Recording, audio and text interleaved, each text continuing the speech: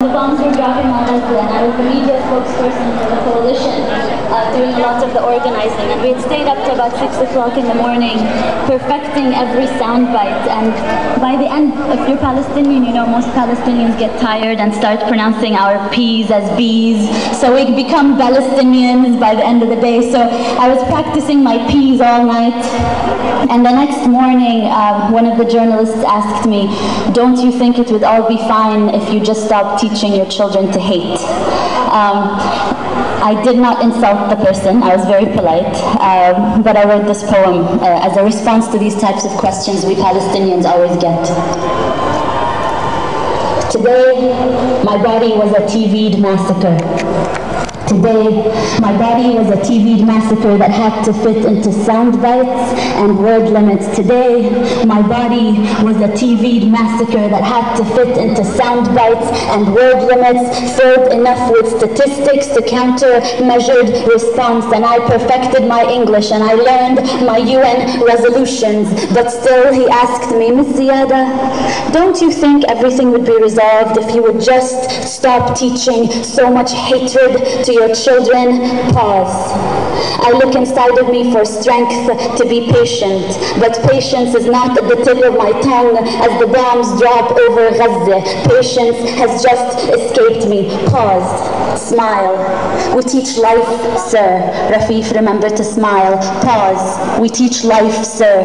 We Palestinians teach life after they have occupied the last sky. We teach life after they have built their settlements and apartheid walls. After the last skies, we teach life, sir. But today, my body was a TV'd massacre made to fit into sound bites and word limits.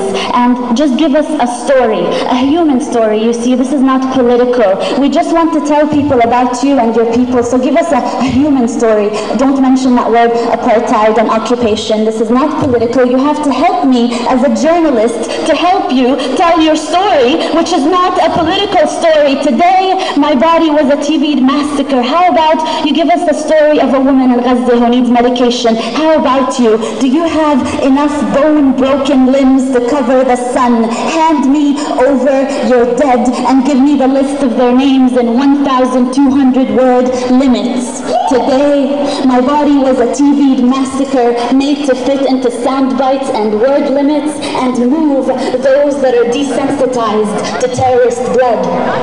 But they felt sorry. They felt sorry for the cattle over Gaza. So I give them UN resolutions and statistics, and we condemn and we deplore and we reject, and these are not two equal sides, occupier and occupied, and 100 dead, 200 dead, and 1,000 dead.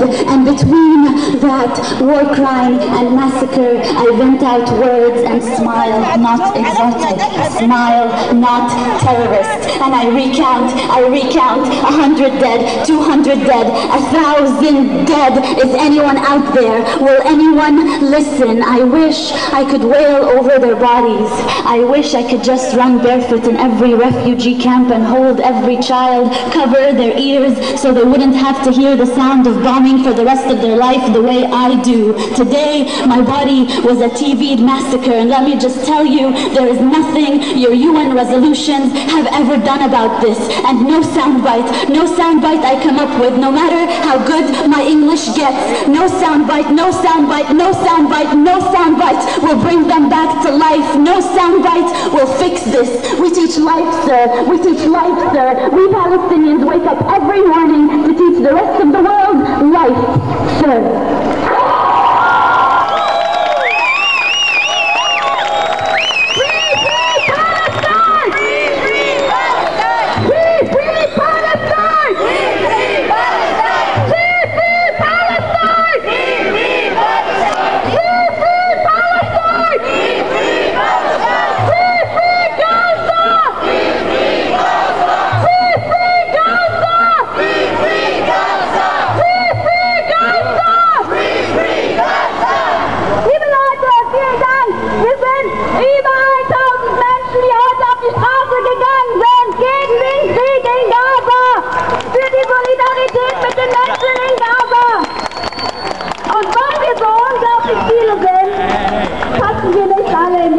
Kreuzberger Straße.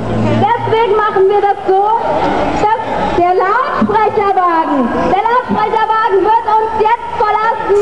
Wir werden durchfahren und der Rest der Demonstration wird bitte mit dem Kopf der Demonstration weiterlaufen. Die Leute wissen, wo es lang geht und wir werden dann weiterlaufen zu unserer Exklusivung, wo wir noch 2 weitere Redebeiträge hören werden. Vielen, vielen Dank, dass ihr mit uns auf die Straßen gegangen seid, gegen den Krieg in Gaza und für die Solidarität mit den Menschen in Gaza.